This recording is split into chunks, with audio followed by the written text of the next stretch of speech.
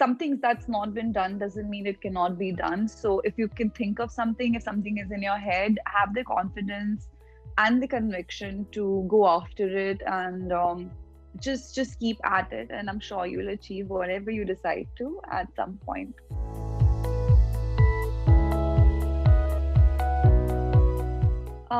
So honestly speaking, we do not have in my family or in our society as well, I don't really have too many people in aviation. So it was not something that I looked up to as an option, as a career option, because I didn't know that it was possible to do something like this. But I was definitely always very, very intrigued and fascinated by this profession.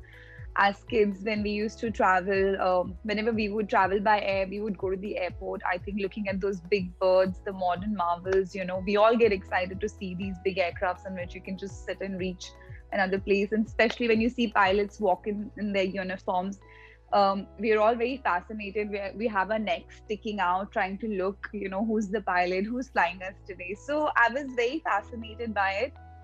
But as I grew up and I was given an opportunity, I came across an opportunity to join a flying club. And then there was no looking back, because I was very excited. I was like, this is what I want to do. And yeah, that's it. And then I just went after that.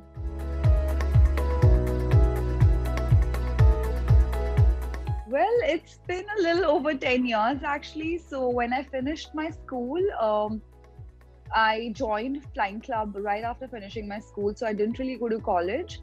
And after that, I've been with Air India for 4 years now. So yeah, about 10 years since I've done my flying training and got the job, and been working with the airline for 4 years now. So in total, over 10 years.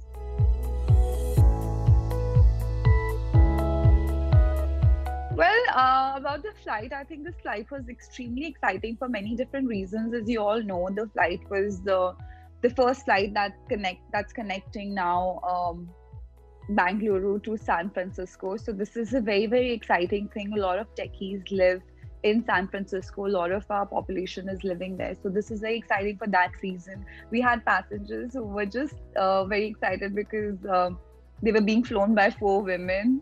This is like something, a lot of people were very excited. Oh, females are flying us. And we got to see the northern lights on the flight. This was also another very, very exciting thing. So yeah, there were a lot of like fun things and reasons why this flight was extremely special for all of us. So yeah.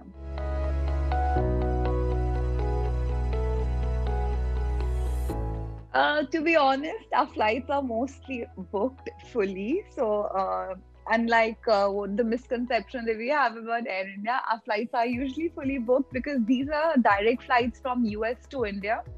And we have a lot of our population in our country and that live outside.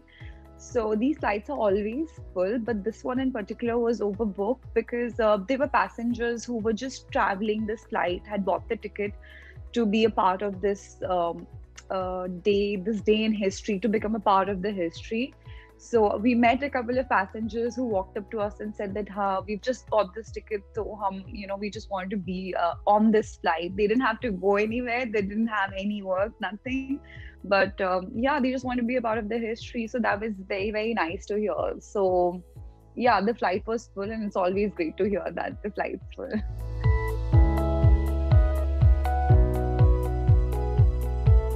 It's a long training, and you get used to things. Part of our training is, practicing engine failures, fires on your engine, your aircraft exploding open, your landing gear not working. So now everything is just part of your training, and it feels normal. But the first experience, for sure, just sitting in the aircraft, and those aircrafts are really small, they're very lightweight.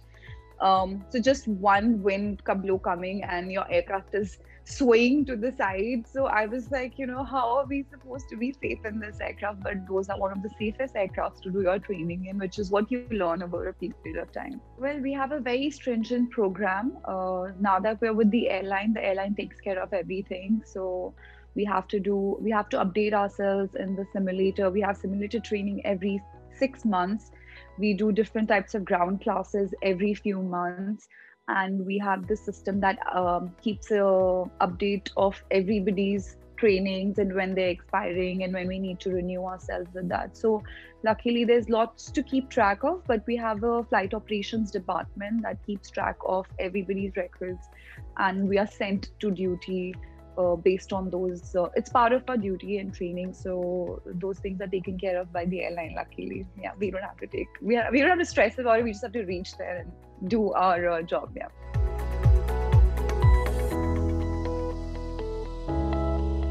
Well, when I joined the flying school, even though I had traveled by air a lot of times, and I'm not someone who's scared of traveling by air.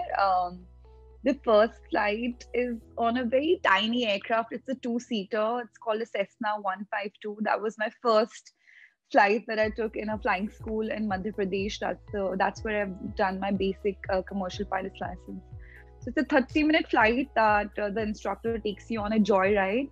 So you just get used to the aircraft, like a test drive, you can call it. It's called an air experience. So all you do is sit in the aircraft and the instructor takes you around, shows you a bit, and then, brings you back for landing.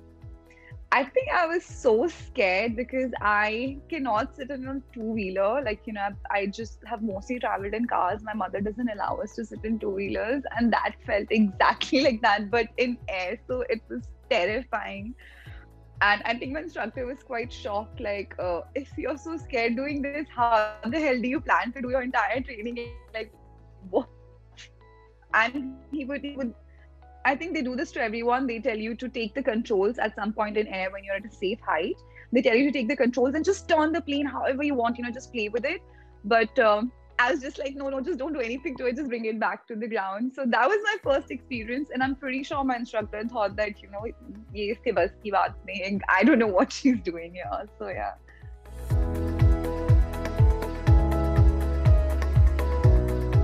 Well, the journey has been quite challenging. It's not an easy profession. It seems very glamorous, but you have to study a lot. There are a lot of exams. In fact, the exams never get over. The training never stops because it's an ever-evolving industry. It involves the newest gadgets and technology, aviation. So we have to keep updating ourselves. So we're always studying. That's something I did not know and I didn't sign up for, but it comes with the perks of the job. It's part of our, the job that we do.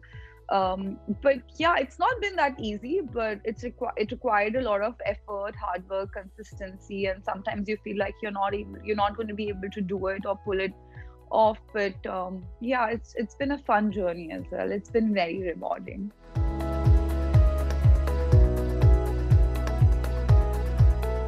If I can take this opportunity to tell all the passengers and all my friends and all my relatives who anytime asked me, turbulence, what is this? Why don't you avoid and stuff?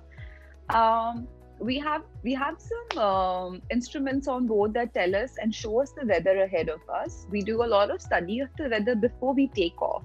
So we study the en route weather. We know what kind of weather we might anticipate.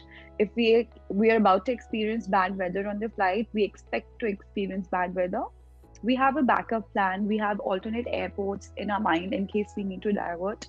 Other than that, there are limitations. If the weather is worse than a certain amount, we won't go through that route.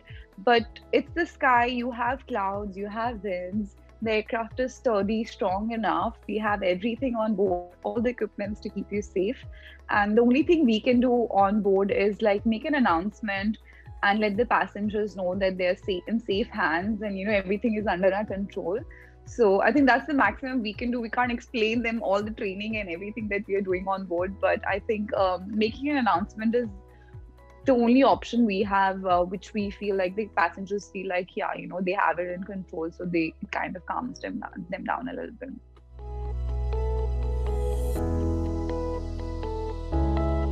I don't think I need to give any messages to the young females. I think the females here are very, very smart. They are doing very well. But if there's anything I would like to say to girls, especially in my hometown, because I come from a small town, Jammu, right? As I told you, I didn't see it as an option for me. But when you decide that you want to do something, you figure out a way. So I'd like to tell the young girls that don't think that something is not possible just because someone else hasn't done it before. Something that's not been done doesn't mean it cannot be done. So if you can think of something, if something is in your head, have the confidence and the conviction to go after it, and just keep at it, and I'm sure you'll achieve whatever you decide to at some point, with God's blessings, of course.